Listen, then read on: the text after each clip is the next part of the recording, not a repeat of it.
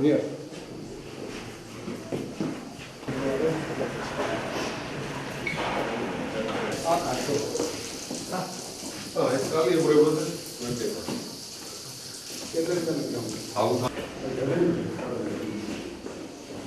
ეს არის ის, რომ იყო აბსოლუტური უპასუხისმგებლო დამოკიდებულება იმ თანხების მიმართ, რომელიც იხარჯებოდა თავდაცვის ინფრასტრუქტურის შექმნაზე.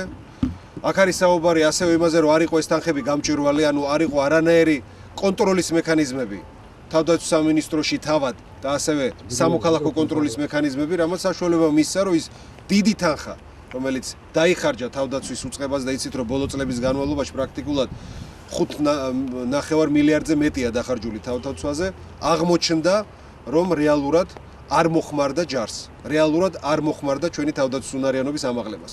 ეს ყველაფერი იცვლება. კიდევ ერთხელ ვიტყვი, ამის გამოსწორებას ერთი დღე არ ეყოფა, მაგრამ ჩვენ გვაქვს გრძელვადიანი გეგმა ინფრასტრუქტურის შესვლის, გრძელვადიანი გეგმა თავად შეერაღებული ძალების ტრანსფორმაციის და გასულ პერიოდში რაც კარგი გაკეთდა, იმას შევინარჩუნებ და იმისთვის მადლობას ვეთქვით ყველას, მაგრამ ის რაც დღეს აქ ვნახეთ და საერთოდ ძირითადად 90% ინფრასტრუქტურაში რომელიც გააჩნია თავდაცვის სამინისტროს რეზ მდგომარეობა, იმაზე რა თქმა უნდა პასუხისმგებლები იქნება გამოვლენილი. საუბედუროთ მარტო ეს ნაწილი არ გახლავთ, სადაც ანალოგიური სიტუაცია არის, შეიძლება ითქვას ესეთი სცენაკიც და კიდე სხვა ბევრი ნაწილი.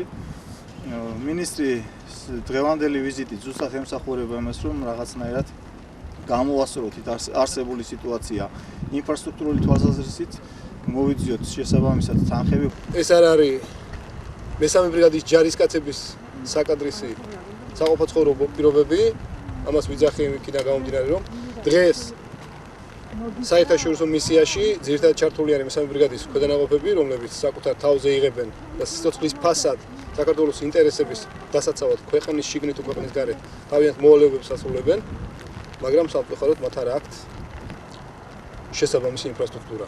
ძალიან დიდი იმედით ვიტოვებთ, რომ ძალიან მალე მიეხდება ამ ყველაფერს.